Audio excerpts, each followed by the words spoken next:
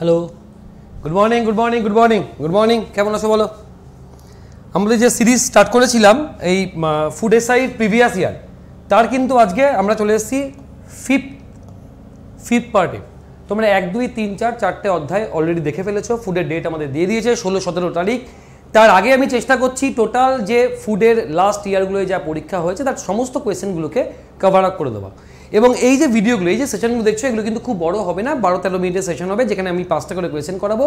একটা করে কোয়েশ্চেন তোমাদের হোমওয়ার্ক দেওয়া থাকবে, যে তোমরা নিজেরা একবার ট্রাই করবে, কমেন্টে উত্তর জানাবে, দেন নেক্সট ভিডিও গিয়ে তার সলিউশন পেয়ে যাবে। আমি মতো অভিষেক স্যার চলে আসি আজকের ফার্স্ট কোয়েশ্চেনে কী আছে দেখে নিই। আচ্ছা, এটা আগের দিনে হোমওয়ার্ক ছিল, আজকের ফার্স্ট কোয়েশ্চেন কী আছে দেখে নিই। চলো, সহজ কোয়েশ্চেন। এখানে কারো কারোর মনে হতে পারে স্যার অঙ্কগুলো ভীষণ সহজ, কারো কারো মনে হতে পারে মডারেট। এগুলো কিন্তু মডারেট, সহজ বা হার্ড বলে কোনো কথা নয়। এগুলো কিন্তু সবকটা প্রিভিয়াস ইয়ারের কোয়েশ্চেন, মানে যে কোয়েশ্চেনটা পরীক্ষায় এসে গেছে। তো প্রিভিয়াস ইয়ার করলে আমাদের সুবিধা কী হবে, আমাদের একটা ধারণা তৈরি হতে পারে যে ফুডের প্রিভিয়াস ইয়ার করছে, মানে এটা যে শুধুমাত্র কেবলমাত্র ফুডে লাগবে তা কিন্তু নয়, এ কিন্তু আমাদের আপকামিং ক্লার্কশিপ বা মিসলেনিয়াসও লাগতে পারে। ফার্স্ট কোয়েশ্চেন কী আছে একটু পড়ে নিই।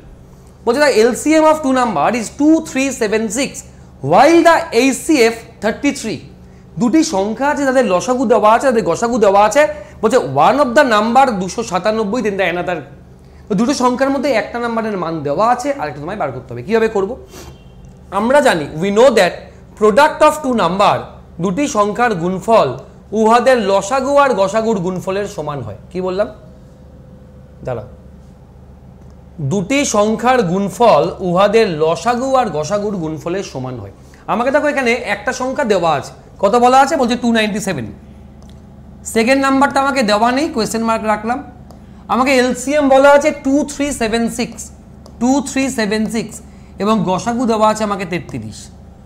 এবার এখান থেকে তোমরা ফাইনালি উত্তর কিন্তু সকলেই বার করতে পারবে আশা করি। দাঁড়াও, কাটাকাটি দিয়ে যাই। দেখো তাহলে question mark is equals to 2376 into 33 divided by 297। আচ্ছা, কি দিয়ে কাটবে? বলে স্যার 11 দিয়ে কাটছে দেখতে পাচ্ছি না, এটা 11 দিয়ে যায় না। দাঁড়াও, হ্যাঁ যাবে 11 দিয়ে।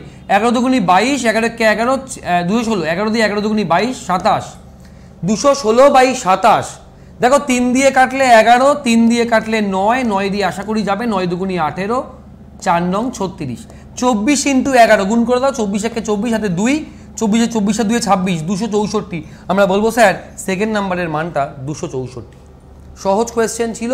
তোমরা পরীক্ষার হলে খেয়াল করবে, অনেক সময় হয়তো এখানে অ্যানাদার নাম্বার না আছে, তোমার হয়তো বললো find the twice of the another number. Second নাম্বারটা না বলে বললো সেকেন্ড নাম্বারটা দ্বিগুণের মান কত হবে। সেক্ষেত্রে এটাও কিন্তু অপশনে দেওয়া থাকবে। কোয়েশ্চেনটা ফাইনালি একটু খেয়াল করে নেবে। এই সহজ কোয়েশ্চেন আমাদের কিন্তু ভুল হয়ে যায়। চলে আসি পরের কোয়েশ্চেন, এটা পরে আসবো। খুব ইন্টারেস্টিং কোয়েশ্চেন। এই কোয়েশ্চেনটা হলে প্রচুর স্টুডেন্ট ভুল করে এসেছিল এবং তোমরাও ভুল করতে পারো। তোমরা ভিডিওটা এখানে একবার পজ করো, নিজে একবার উত্তর দাও, দেখো তোমার উত্তরটা মেলে কিনা। বলছে 2 আর 3 -11 থেকে +11 মধ্যে 2 আর 3-এর কতগুলো মাল্টিপল আছে? -11 থেকে +11 মধ্যে 2 আর 3-এর মাল্টিপল কটা আছে? দেখো আমি নর্মালি ভাবলে আমরা শুধু পজিটিভ দিকটাকে দেখি। কেমন? 2 এর মাল্টিপল 2 আছে, 4 আছে, 6 আছে, 8 আছে, 10 আছে। এর মধ্যে 3-এর মাল্টিপল হিসাবে 6 চলে গেছে, তাহলে 3-এর মাল্টিপল আর কে আছে? 3 আর 9 আছে। যেমন পজিটিভটা পেলাম তেমন নেগেটিভও থাকবে, মানে -2, -4, -6, -8, -10, -3 এবং -9। তাহলে এখানে আছে 7খানা নাম্বার পজিটিভ, 7খানা আছে নেগেটিভ। 0 অলসো কিন্তু মাল্টিপল। 0 কিন্তু 3 দিয়ে বা 2 দিয়ে কিন্তু ভাগ যায়। টোটাল মাল্টিপল কটা হলো? বলবো স্যার 15টা। যদি এটাকে আমরা গ্রাফিক্যালি দেখতাম, তুমি খেয়াল করবে, দেখো যদি এটাকে আমরা গ্রাফিক্যালি দেখি, ওয়েট করো,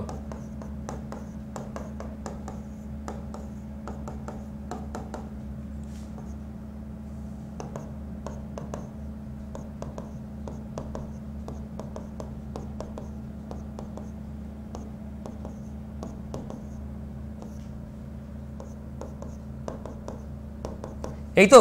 এবার এখান থেকে তুমি মিলিয়ে দেখো কোন কোনগুলো মাল্টিপল আছে। প্রথমত এই নাম্বারটা আছে, এই 2, 3, 4, 5, 6, 7। এদিকেও দেখো 1, 2, 3, 4, 5, 6, 7 প্লাস এই নাম্বারটা টোটাল 15খানা কিন্তু মাল্টিপল আছে। খুব মজার কোয়েশ্চেন, প্রচুর মানুষ কিন্তু এটাকেই, প্রচুর মানুষ 14 কিন্তু উত্তর দিয়ে আসবে। চলে আসি আমরা পরবর্তী প্রশ্ন। যাদের যা বলার থাকবে, যা তোমার মনে হচ্ছে তুমি কমেন্টে জানাবে। বলছে 1057 এই নাম্বারটার সাথে মিনিমাম কত যোগ করলে তা 23-এর মাল্টিপল হবে। তুমি পাতি 23 দিয়ে ভাগ করে দাও, 1057কে তুমি পাতি 23 দিয়ে ভাগ করো, দেখি কি পাই আমরা। 23 দিয়ে ভাগ করলে হবে 4 23-এ 92 নাকি? বলবে হ্যাঁ স্যার ঠিক বলছেন। এদিকে 3 এদিকে 1 নামলো 137। 6 23-এ 138 হয়, বা তুমি বলো 5 23-এ 115, কতটা রিমাইন্ডার নামলো? বলো 22। বলো স্যার 22 নামলো, মানে যদি আমি এই নাম্বারটাকে 22 বাদ দিই তাহলে সেটা 23-এর মাল্টিপল হবে। আমাকে বাদ দেওয়া না, আমাকে বলেছে যোগ করতে হবে, মানে 1057 পরের কোন সংখ্যাটা 23-এর মাল্টিপল। তুমি দেখো তো কতটা গ্যাপ আছে, মানে আরও কত হলে 23 ভাগ চলে যেত। ও স্যার আরও যদি 1 বাড়তো তাহলে নিশ্চয় 23 হয়ে গিয়ে ভাগটা মিলে যেত। তার মানে বলবো এখানে আমরা এর সাথে 1 যোগ করতে হবে, তখন নাম্বারটা হয়ে যাবে 1058, which is exactly divisible by 23। চলে আসি আমরা পরবর্তী প্রশ্নের দিকে। নেক্সট,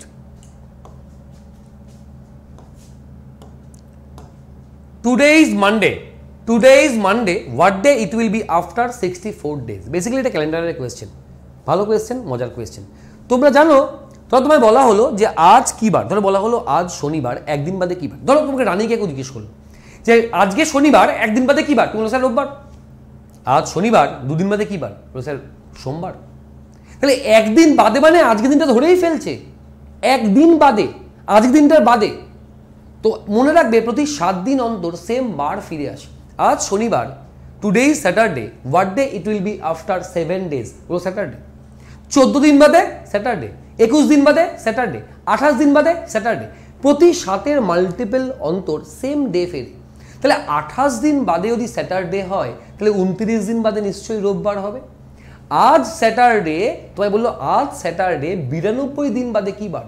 আমরা 7-এর মাল্টিপল জানি 91, তাহলে আজ স্যাটারডে আমাকে চেয়েছে 92 দিন বাদে কি বার, তাহলে 91 দিন বাদে তো শনিবারই হবে, তাহলে 92 দিন মানে রোববার হবে। তো এখানে বলছে 64 দিন পর কি বার। 64-র আগে 7-এর মাল্টিপলটা কে আছে? বলো স্যার 7 নং 63। তার মানে 7-এর 9th মাল্টিপল অব্দি যায় 63 অব্দি, প্লাস একটা ডে পড়ে থাকে। তার মানে 64 দিন পর এই প্রশ্নটা তোমায় করা, 64 দিন পর কি বার এই প্রশ্ন করা, আর একদিন পর কি বার এই প্রশ্ন করা সেম। তাহলে আজ বলছে মানডে, একদিন বাদে কি বার? বলবো একদিন বাদে টুইসডে, মঙ্গলবার। অনেকেই ভুলবশত এটা কিন্তু বুধবার করবে, সেটা কিন্তু ভুল হবে। আমি ক্লিয়ার করতে পারলাম? বলবে হ্যাঁ কি না। চলে আসি পরবর্তী প্রশ্নে। আচ্ছা, আগের দিনে একটা হোমওয়ার্ক ছিল, এই হোমওয়ার্কটা কারা কারা উত্তর দিয়েছিলে?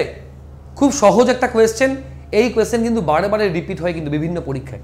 বলছে 400 metre long train 36 second take 36 second to cross a man walking at the 20 কিমি/আওয়ার in the direction opposite to that the train. একটা ট্রেন যাচ্ছে, উল্টো দিক দিয়ে একটা লোক হেঁটে হেঁটে আসছে। একটা ট্রেন যাচ্ছে, উল্টো দিক দিয়ে একটা লোক হেঁটে হেঁটে আসছে। ট্রেনটা ওই লোককে ক্রস করছে 36 সেকেন্ডে। আর আমরা জানি একটা ট্রেন যখন কোনো একটা লোককে ক্রস করে, কোনো গাছকে ক্রস করে, সিগন্যাল পোস্টকে ক্রস করে, পোল ক্রস করে, তখন কেবলমাত্র নিজের দৈর্ঘ্য ক্রস করে। তাহলে ট্রেনটা যখন ওই লোকটিকে ক্রস করবে, উল্টো দিক দিয়ে আসছে, লোকটিকে যখন ক্রস করবে তাহলে শুধু নিজের দৈর্ঘ্য ক্রস করবে। তার মানে 400 মিটার ক্রস করবে কত সময়? 36 সেকেন্ডে। তাহলে গতিবেগটা কত হবে? বলো স্যার গতিবেগটা হবে 400/36, কিন্তু এটা কি? এটা মিটার পার সেকেন্ড। 400 মিটার পথ 36 সেকেন্ডে অতিক্রম করা মানে এটা মিটার পার সেকেন্ড। যদি এটাকে কিলোমিটার/আওয়ারে নিতে হয় তাহলে আমরা জানি এটাকে 18/5 দিয়ে গুণ করতে হয়। তাহলে আমরা বলবো ওই ট্রেনটি যখন ওই লোকটি অপোজিট দিয়ে হেঁটে হেঁটে আসছে, তখন যে গতিবেগে তাকে ক্রস করবে সেটা হলো এইটা। কত হয় দেখেন দাদা?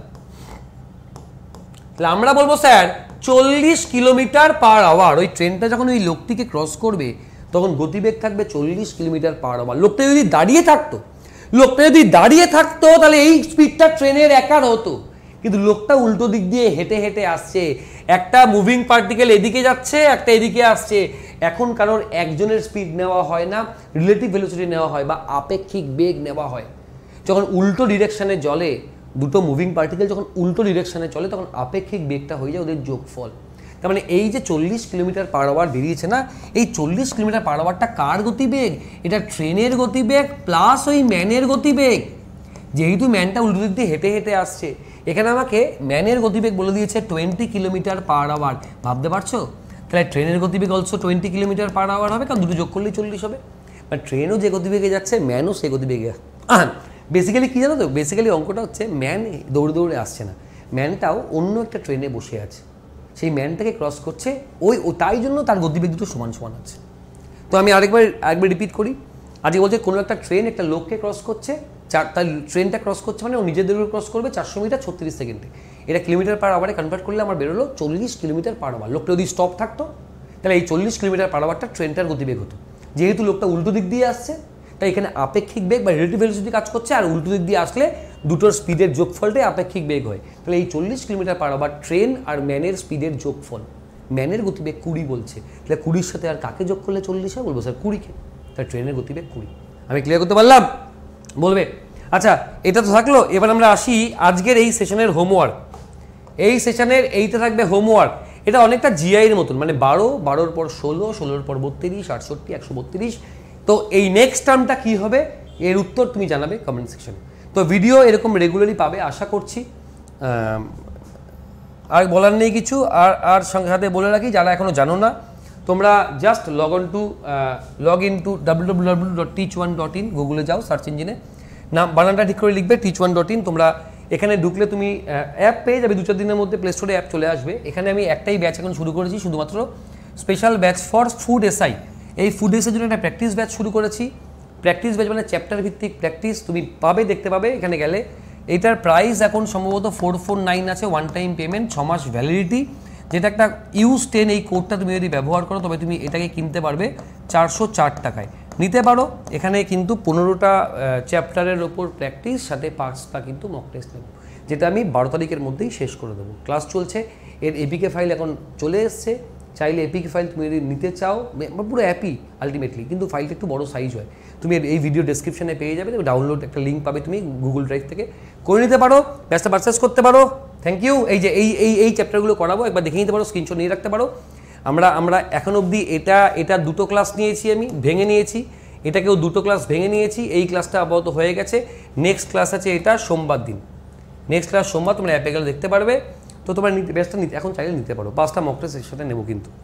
ভালো থেকো সবাই, সুস্থ থেকো। Thank you. অনেক ভালোবাসা থাকলো। রেগুলার ক্লাস করো। আজ এই অঙ্কটা দিলাম, ওটা কিন্তু কমেন্টে আমাকে জানাও। টাটা। Thank you. টাটা।